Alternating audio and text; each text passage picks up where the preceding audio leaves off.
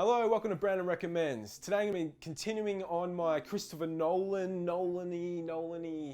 Yeah, The Dark Knight. Who doesn't know about The Dark Knight? This was the film that 2008 came out. Everyone had to go see it. I'm Batman. Yeah, I'm Batman. I spoke about Batman Begins recently and The Prestige, so I'm carrying on that Nolan. I'm rolling the Nolan. So yeah, I didn't really mention Christian Bale in Batman Begins and his portrayal, that rhymes. I think what he did in Batman Begins was almost there, but I felt like the growly voice, as everyone has mentioned, still needed a bit of work, still needed to iron that out a bit more.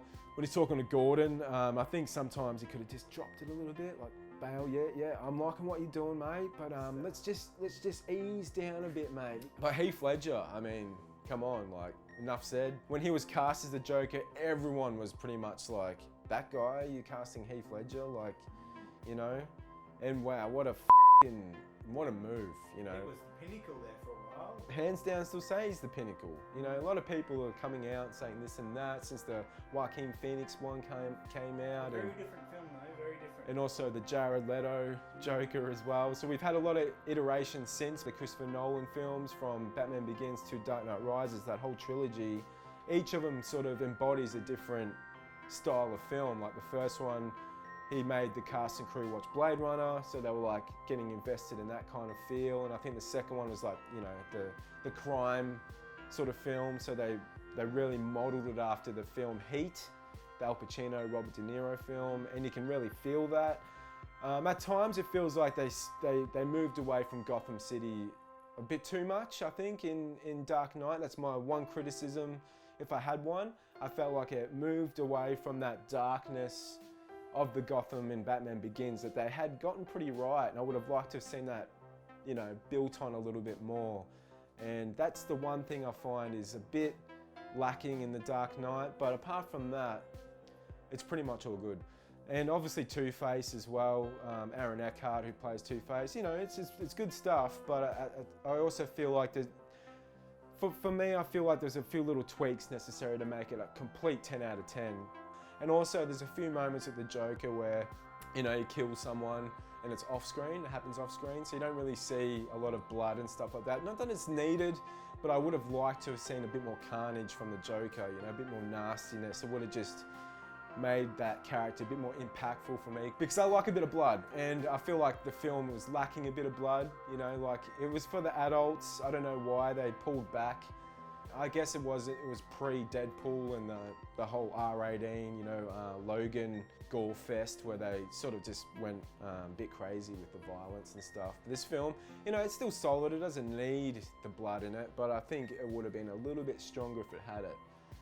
A bit more gruesome material. But yeah, I mean, Dark Knight's a perfect film pretty much. It's probably Christopher Nolan's biggest film to date. I'd say he hasn't topped it since. It's sort of right up there for him. Katie Holmes was obviously ejected. No, she wasn't ejected. I think she wanted to leave. She didn't want to do the next Batman film, and that was, what a mistake that was for her. But you had Maggie Gyllenhaal coming in, taking over the Rachel role, and you know, she does a great job at it. Well, yeah, memorable moments. I love the part where Joker's just dressed up as like that nurse, and he's just like, he comes in the hospital, and you got that famous scene of him walking away where he hits the detonator and the hospital blows up, and he turns around and then it starts blowing up, and he's like, yeah, cool, and he runs off, jumps, you know. It didn't end the way I wanted it to end, and I suppose that's due to the Joker or Heath Ledger's death. I know there was more that was supposed to be around that. I think there was a scene that obviously they reshot or they got rid of him being in a morgue. So I'm not sure if Joker was actually supposed to die in this film, and they just decided to take that out because of, you know, Heath Ledger's death. And I'm sure when they went into the third one, they would have brought the Joker back because he was such a popular character. So yeah, I mean, Dark Knight, I don't need to recommend this. I shouldn't even recommend it, but I am anyway, just to carry on the Christopher Nolan thing. And I like talking about it. So like and subscribe, all that good stuff, and I'll be back with Dark Knight Rises in future. See you, mate. Bye. I'm gonna give it to him. No! You'll see. I'll show you. You either die a hero, or you live long enough to see yourself become the villain.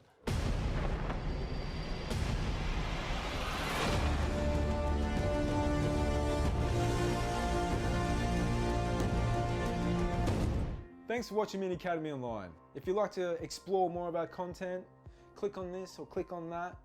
Like and subscribe, thumbs up, ring bells, do a dance, sing a song, drink a hot cup of tea or coffee, and I'll see you in the next one.